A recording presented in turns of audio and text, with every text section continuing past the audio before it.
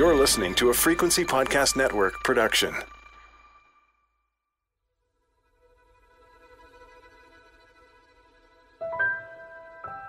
It's coming up to Christmas. I'm thinking about Brandon Kearney, how he loved to sit and stare at the Christmas tree lights. And Brandon's mom, still holding that small flicker of hope that her boy will come home for Christmas one day. I'm remembering Desmond Sr.'s last Christmas gift to his son, an MP3 player, the final gift he would ever give his boy. The holidays, all holidays, are hard for the families of the missing. There is an incredible chocolate and candy shop on the island near where I live. Coombs Country Candy has been making handmade candy canes, mouth-watering chocolate, and peanut brittle for over 50 years. I pop in for stocking stuffers, and on my way out, I spot a new missing poster in the window. Professor Kim Rossmo's uneasy acknowledgement crosses my mind, that it may take more missing men in order for a pattern to clearly emerge.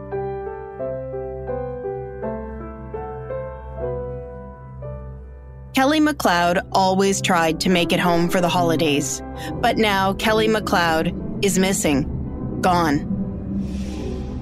I'm Laura Palmer, and this is Island Crime Season 2, Gone Boys, Episode 5, Misfits. Kelly McLeod's missing poster is memorable. The picture of Kelly is possibly the worst I've ever seen. A mugshot. He is unshaven, wild-haired, scarred, dead eyes, mouth hanging open. Middle-aged, but looks much older. He is the very picture of addiction and homelessness. It's the kind of photo you find yourself looking at and making all kinds of judgments. Scratch the surface, and there is more to Kelly's story. Kelly's is a snapshot of trauma and addiction. And this picture of a man which, let's face it, will not evoke much empathy, brings to mind something criminologist Michael Arnfield said. Vulnerable people like Kelly are good victims because they provide a forensic countermeasure advantage. Whether it's sex trade workers or addicts, offenders often know that these cases will be sort of consigned to the dustbin.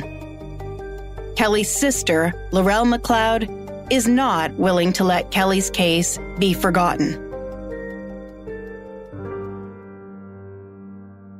So my name is Loral McLeod, and Kelly is my brother, my older brother. When Loral shares information about her brother online, she includes a different image as well. This is the Kelly she tries to remember. Handsome, laughing. I asked Loral to talk to me about growing up with her big brother, Kelly. We had a pretty normal life. We went to school, came home, mom was home, dinner was on the table. You know, you eat dinner, you clean up the dishes, just a normal go outside to play. He was a pretty easygoing kid. Like he didn't start fights or anything like that. He was an easygoing kid. Typical teen, dirt biking. He had a YZ80. So he spent a lot of time on that. He used little music, you know, AC/DC, the typical 70s, 80s. You know, as he got into his teen years, then he started partying and drinking, but he always worked. Anytime he did get in trouble, we had to take responsibility for our actions. She talks about the funny and charming man he becomes. He's got a quick wit. He's smart. He's funny. He's a bit of a shit, but like in a good way. He's just cheeky. I don't know. He can banter. I don't know. He was good to have around. He always took care of me. Being so much older, you think that I would be a pain in the ass, but he was always very good to me. But then, like so many of the men I've learned about, Kelly's life takes a tragic turn. He dove into water and there was not enough water. And so he ended up breaking his neck. He was in Shaughnessy Hospital for quite a long time. Probably must have been about 15 or 16, I think. So he would have been, 24?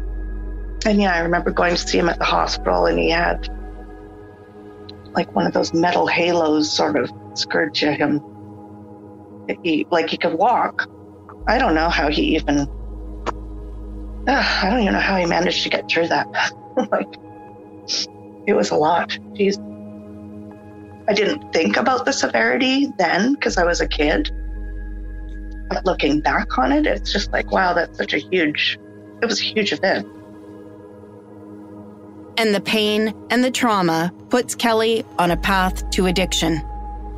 No longer able to work as a logger, Kelly's life unravels.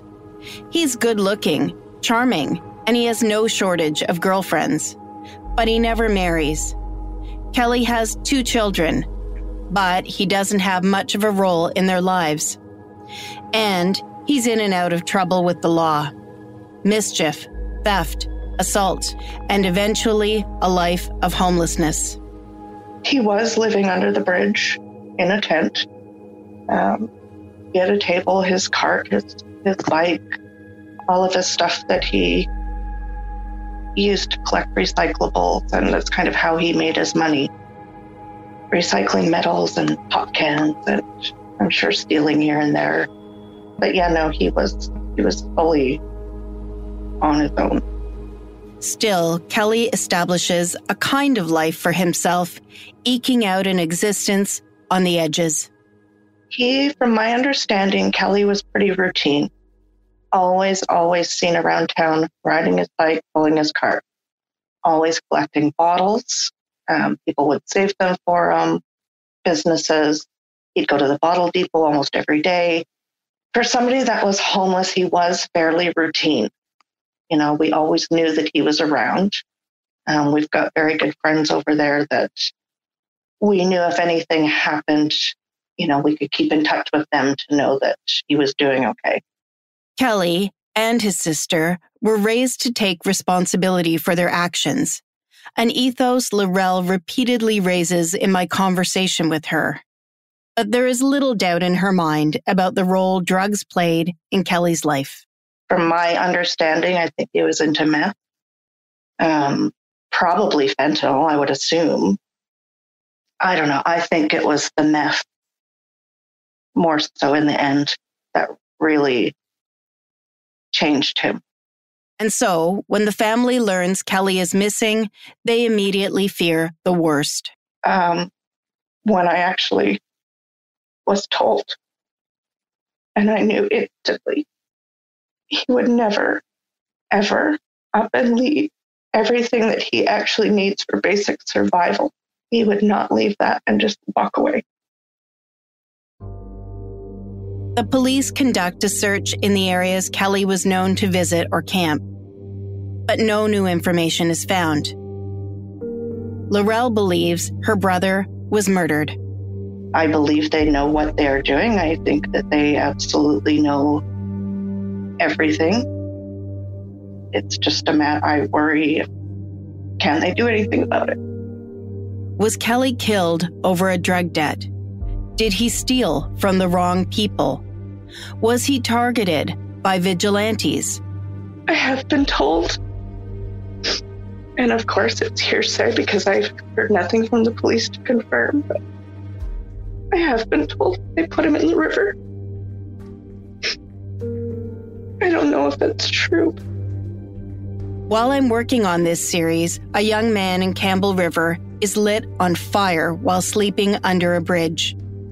Another older homeless man is fatally assaulted in the same community just 1 month later. I don't know. It's just, it has to stop. Like, it's not okay.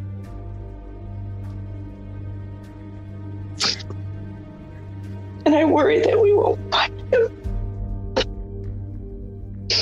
the track record there isn't very good.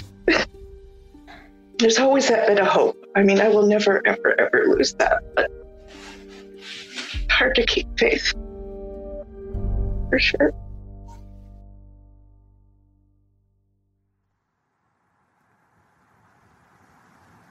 Campbell River is about an hour and a half up the coast from Port Alberni, the place Brandon Kearney once called home.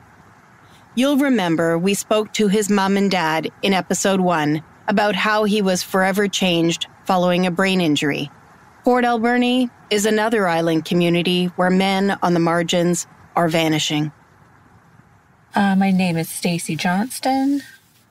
I worked in a drop-in center, and that was where marginalized people could come in and stop in for a coffee. It was a safe place. I meet Stacy outside her home in Port Alberni. She's an attractive middle-aged woman with long blonde hair and pretty blue-green eyes. One day, this young man came in, and he was all scruffy. He looked like he'd been out in the bush for probably a month, and that's how I met Brandon. And then he started coming in probably every day after that, and we would sit and chat. He was like to talk about religion, and so very interesting. Stacy came to know Brandon Kearney well over the years and years of conversation at the drop-in center. And in time, she begins to understand why Brandon had trouble conforming and belonging here. If you just had a quick little conversation with him, you would have no idea that he had a brain injury. If you looked at him, he was just a really good-looking young man, like a strong, and people would see him. Like I knew men in town that would see him standing in the bread line at Soup Kitchen and just make really rude comments, condescending. Oh, what's he doing there? You know, he's strong, he could get a job, and just really belligerent comments about him. But then, one day, Brandon would get his head shaved, really short haircut, and then you could see this huge, massive scar from his injury. And then if you did sit and have a conversation with him for any, kind of length of time, like I had, then you would see the delays in him and his childlikeness that he would have. A lot of the times he'd be more like a 10-year-old. So you'd be conversations where he'd be talking about, his video games and wanting to play with the swords and be like a Batman type character or things like that. So you have this young man who looks so strong and all this, but he would be more like this young kid in his mental capabilities. On the outside, a strong, capable, handsome young guy. On the inside, childlike, vulnerable to bullying, teasing, and harassment. So there'd be other people in the community that like to just tease him. Other men, young men. I think they were a bit jealous of him because Brandon was such a good-looking young man. So they would go by the window and they could see him, and then they would egg him on and everything because they knew that they could get him going. They'd just pick at him, and they would just do it, and they'd keep doing it day after day and at it. And then he just couldn't take it anymore, and he'd get up and go. Or if he had a girlfriend, they would do things just to bug him and taunt him. And he just didn't have the ability to know that they were just trying to get him going. Stacy believes Brandon was a target because he was good-looking and popular with women. And at the time Brandon goes missing, other disturbing things are happening at the center. So I guess around that time, there had been a lot of missing people in our community and just a little further out. Young men had been going missing, and quite a few from my drop-in center or people that we knew. So there was a lot of young men missing in their 20s, which seemed very strange. So up and down Vancouver Island, one had been found murdered. There was a young man that came into the drop-in that had been, say, kidnapped and held for 3 days and tortured. So there's young men going missing, being tortured. They were coming into the drop-in center. So there was a whole pile of odd stuff going on. Then one of our other clients went missing. I just want you to, I guess, expand a bit on this point in time where you're aware that Brandon, from time to time goes off into the bush, what have you, disappears for a while. But you're also aware that, stuff is going on in the community and that maybe this time he hasn't just walked away. There was concerns that maybe he wasn't just out in the bush because he bothered the wrong people in the community. He was seen getting into disagreements with some people in the community that weren't exactly the finest of people, that could be known to not do that nice of things to people that they didn't like. And there were some problems around that time with them. And so it was just convenient timing that he went into the bush and didn't show up. There was a few people that went missing around that time. Did part of you wonder as well if, given that he was being kind of bullied and harassed to a certain extent, if maybe he just thought, to heck with this place, I'm getting out of here, and that he did just pick up and totally go to somewhere new? Did that occur to you as a possibility? He always sort of came back, and he loved his mom, and so I can't really see him leaving her. I can't see that.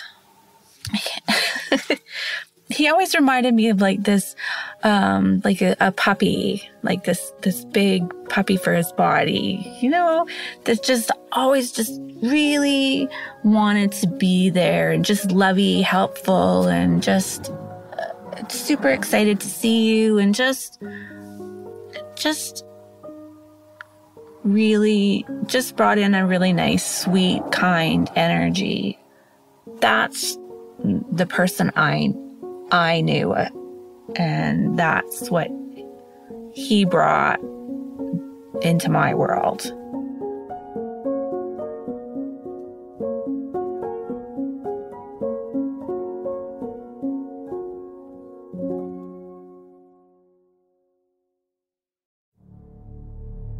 Gone Boys will be right back after a quick break.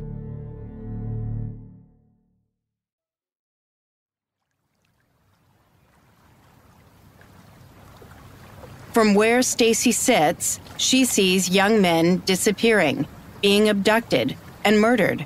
And so when Brandon Kearney vanishes, despite the fact she knows he loves the wilderness, she's concerned that he has met with foul play.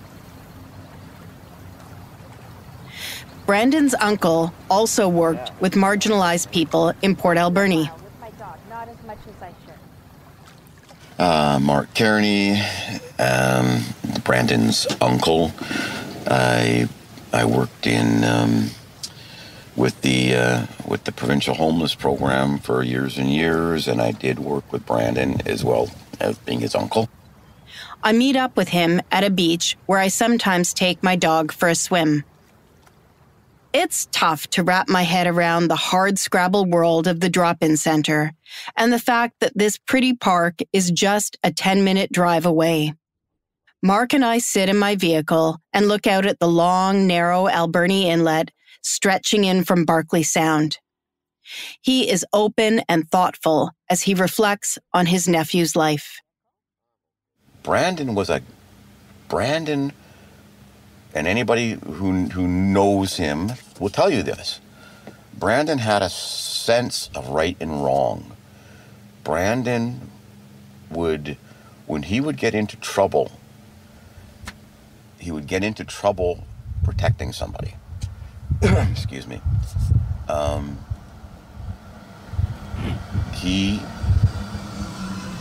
Brandon was a bigger guy. He was strong as a horse. He loved to work. I mean, and the heavier work, the better. You know, if he could do something packing shingles up onto a roof, that's what he wanted to do, because he enjoyed the hard work.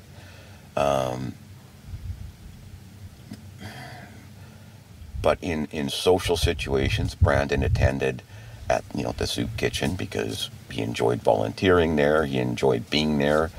I believe he enjoyed the people, but he would get into trouble there because he would see what he perceived as being injustices, people taking advantage, and he would speak up, and sometimes it would go bad. This is something I hear time and time again. Alienated men like Brandon Kearney and Kelly McLeod choose to isolate because they get into trouble when they try to be part of the community. A kind of self-exclusion. So he became somewhat isolated, I guess. He spent a lot of time in the woods. He liked to be out hiking, and that's what he would do. That's what he would spend all his time doing. Because when he came to town, he got in trouble, right? He was just trying to stay out of trouble, because the life when you spend all your days on the streets, trouble is just there, It's almost like they don't fit anywhere. He got into a fight with somebody outside of the bread of life because people were taking coffee cups out, and he told them to bring them back because they weren't supposed to do that. That was against the rules. You just need to be an eighth of a turn, off to not fit in society. And Brandon couldn't fit. And a lot of these people can't fit, they just can't fit. Brandon Kearney, a social, gregarious boy before his brain injury, increasingly incapable of coping in society. He's getting into trouble, and then one day, gone. His uncle gets a call about a missed appointment, and the search begins. I'm like, okay, well, I better start doing some backtracking here. And then I realized Brandon hadn't been seen by anybody. He was just gone. And so we went through his apartment. His cell phone was there. His hiking gear was there. He didn't take anything with him. Everybody in his situation is vulnerable. You're out there. You're out there. You don't have a car, so you're walking everywhere. You're vulnerable.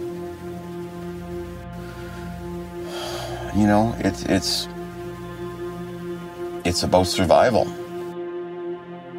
I'm deep into my research about the missing men when a story breaks that shifts my perspective on the circumstances here. A dirt biker got a terrifying surprise in the gravel pit just beyond these trees on Melrose Forest Service Road in Whiskey Creek on Sunday, when at around 2 p.m. he came upon a dead body in the clearing. When first responders arrived, they found 2 more people dead in a burned-out RV and a 4th person suffering gunshot wounds, but still alive in a second RV. I have talked to investigators who said it was a grisly scene. The Czech TV coverage shows a scene straight out of Breaking Bad. Burned out vehicles, run-down RVs. Except this isn't New Mexico. This is the Pacific Northwest. 3 dead bodies, 4 dead dogs, 1 man still alive, and bodies burned beyond recognition. These people were living in the woods. In the days following the discovery, outreach workers speak out about how a growing number of homeless people are moving deeper into the forest to escape what is described to me by multiple sources as vigilante behavior. One worker says she knows of 16 such encampments near Parksville, the community closest to the Whiskey Creek murder site. Parksville and its close neighbor Qualicum Beach are 2 of the island's most beloved tourist spots. Gorgeous coastline, mild climate, packed with retirement communities and golf courses. Men on the margins are unwelcome by many here. For a time after the only shelter closes, homeless here slept in a church cemetery. Could some of Vancouver Island's missing men be living in the forests? I decide to go out and see for myself what's happening. But first, I need a guide.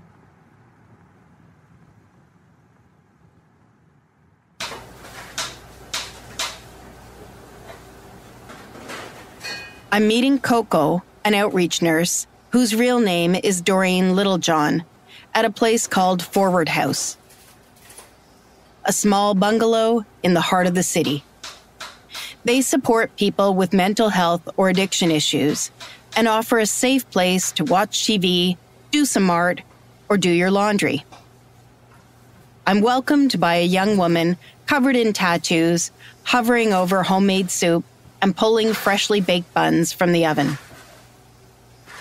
Coco arrives in a flurry of activity.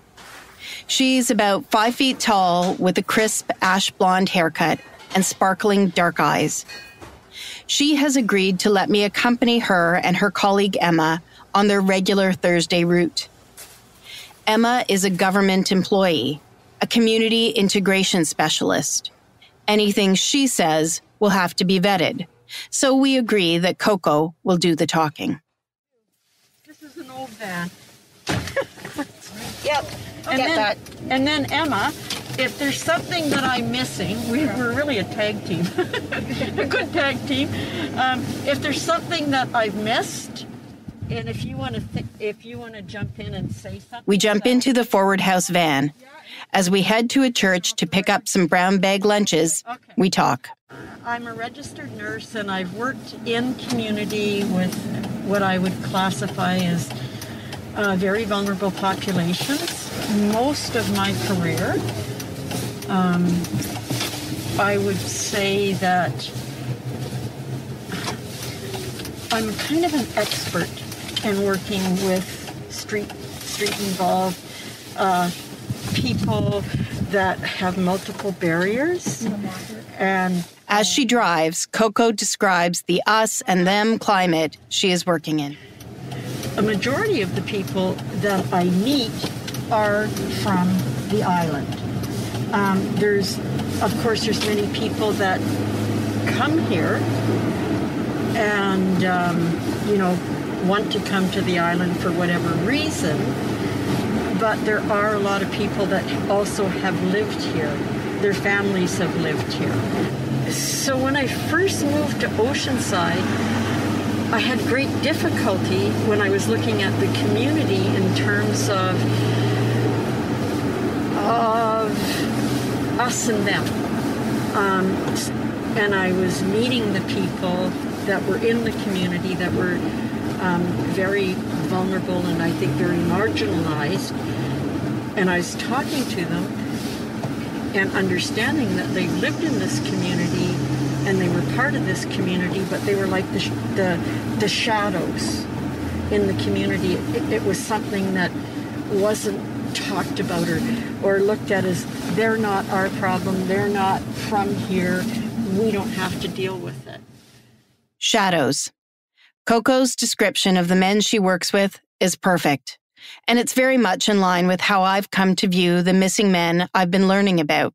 There's lots of wonderful, caring people in this community, But the political climate in this community is we will not have shelters, we will not support people who are homeless. It's us and them. And that rhetoric, of course, is carried on various Facebook and social media sites that people have set up with what I would call hate-filled comments. There's no acceptance. And that Facebook page Coco mentions, it sprung up at a time when there was a fight over proposed supported housing in the community. I can't begin to tell you how horrible it was. Because why? Because we were trying to have a supported housing in this community, and this community didn't want it.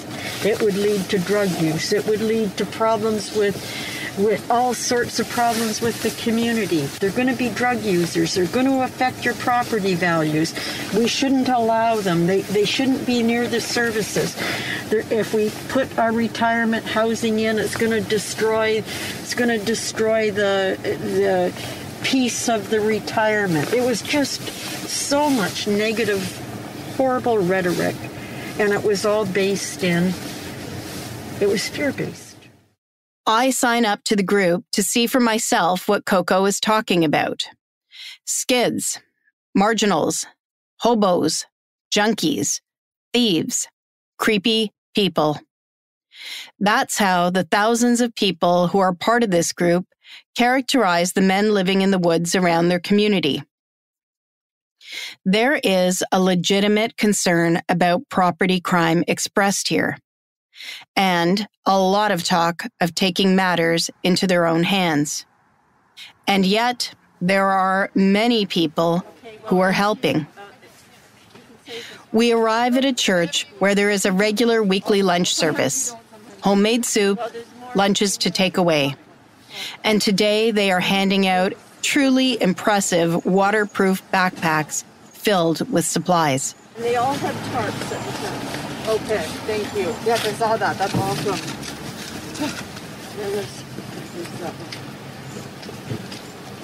Oh yeah, that's for our sandwiches. Before we head out to the bush, we stop briefly at a travel lodge, which has temporarily opened rooms to the homeless. So Laura's a reporter, and she's working on a story about, she's working on a story about young men that have gone missing.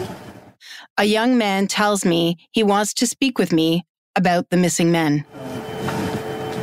Hi. I gotta light my cigarette. Okay. Yeah. He is jittery, shakily fumbling with a crack pipe kit. He tries repeatedly to have a conversation with me, but in the end, he gives up, telling me he simply can't communicate unless he's high.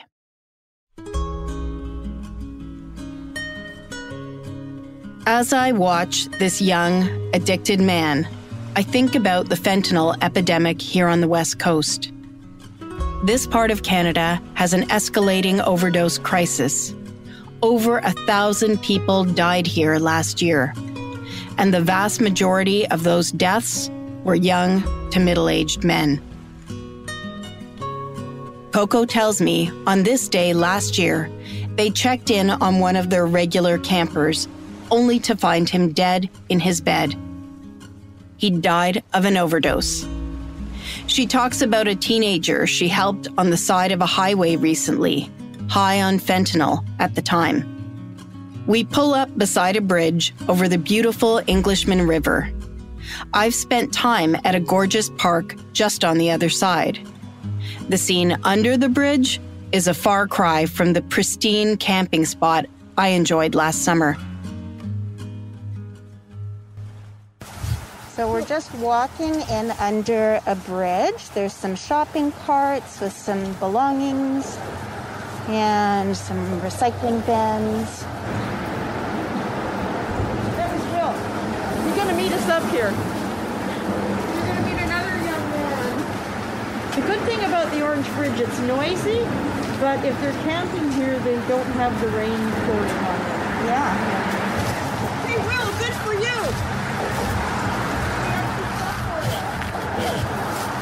Are you still homeless? Yeah. Do you want a backpack for the stuff, waterproof backpack? Yeah, actually, I do need one. I don't have a backpack. Okay, come on, we'll get one. Will asks if we have any needles before we go. Coco, of course, has a supply. Driving away from Will, I spot a well-dressed, healthy-looking hiker out enjoying a midday stroll along the river's edge. He looks about the same age as Will, but they are experiencing the coast in such different ways. We search for a young woman who was reported living out in the woods alone. She was spotted by a local out riding her horse on the trails. Again, the contrast is jarring. Next, we head just outside of town, past rows of new cookie-cutter houses in a brand new subdivision. Coco pulls over, and we begin walking into the forest. They're so far in that we haven't been bringing the lunches in. We have them just follow us out. Right. I mean, actually, There is a dead deer on the edge of the trail, and some garbage litters the area. A dismantled deer.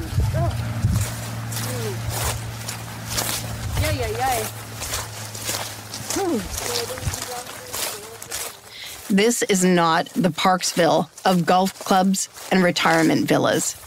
Like they move further and further in, so people can't find them. So they feel a little safer in here because they're not getting turfed by city officials, or they're not getting flack from the community. This is a decoy tent here that they set up. So explain that to me. The decoy tent was set up so if people were going to get angry about people camping, they could take it out on the decoy tent where there's no people. And thinking that the camp is vacated. Yeah. And think the camp is gone, or if they were going to throw things, they could throw them at that. The fact that these men have gone to the trouble of setting up what appears to be a pretty elaborate decoy encampment on the outskirts of the woods says a lot. As we walk further into the forest, I ask Coco to talk to me about what they hope to accomplish with these forays into the woods. And so you're coming here today, why? To see who's here, to see if they want any food, or if they have any issues, or they need help with anything, they need harm reduction supplies, they need any warm clothing. Hey, Simone! I got the numbers. Simone, it's Emma, Coco. I have a waterproof backpack for you. So we just stopped in front of a small tent with a bunch of supplies sitting outside. And do you know who lives in there? Yes. So tell me about that. It's a single lady who's living on her own. So she's been here for the last couple of weeks. And I really don't know too much about her living circumstance, but I know she's here. And she came out and got lunch and everything last week. So what am I looking at? Who's there? Is there a tent in there? Yeah. Hey, Dean! Or Darcy! It's Claire and Emma and Coco. We have food. You have to have a good loud voice. Crying out names, identifying who we are and what our intentions are, serves a purpose beyond just a wake-up call. They also have to know who's approaching them. So that's why we do a lot of the yelling and calling out, so they don't think it's somebody coming after them.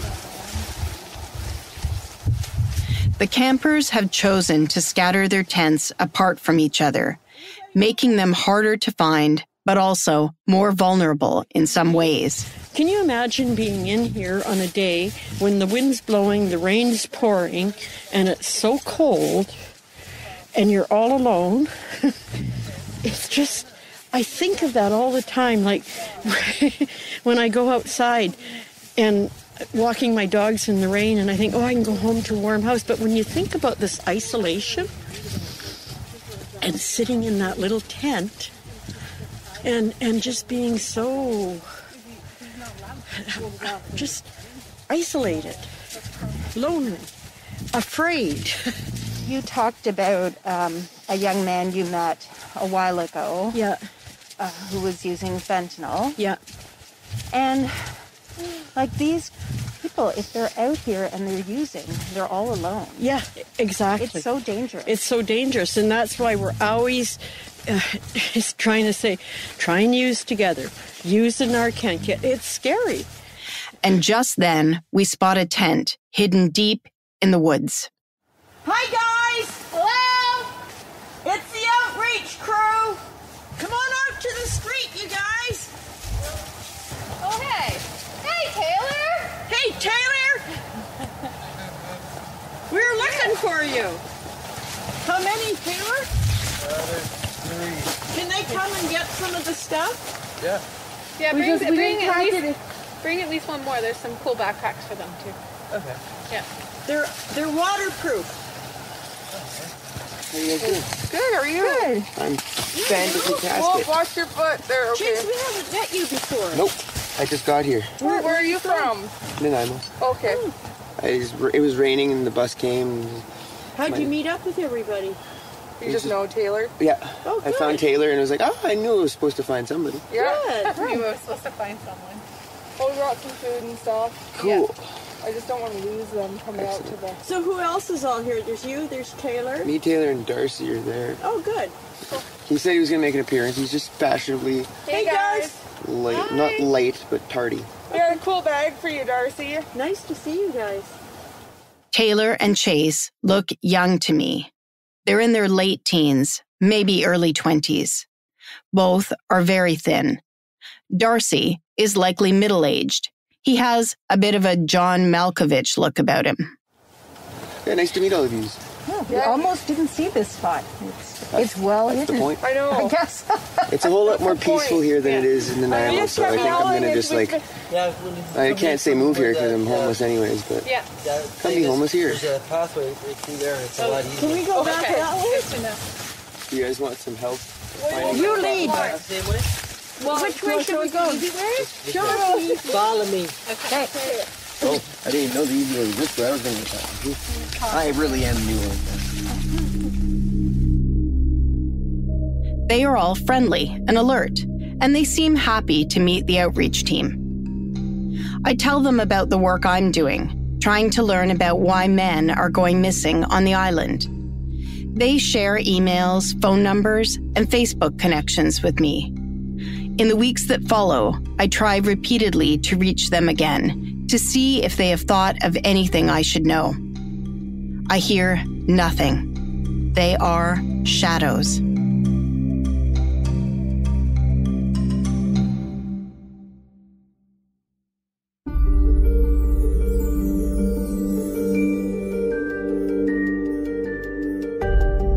Is it possible some of Vancouver Island's missing men decided to make the forest their home for a time?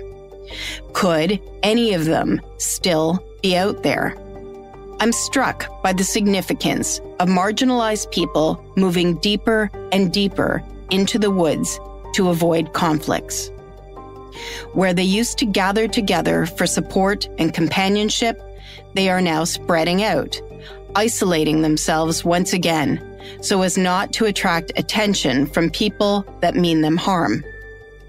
Men finding it hard to fit in, falling through the cracks, and perhaps creating what criminologist Michael Arnfield described as an available stock pond of victims for a serial murderer. Some islanders see Vancouver Island as their own idyllic resort, a place where men on the margins don't belong. Does that friction have a role in this story?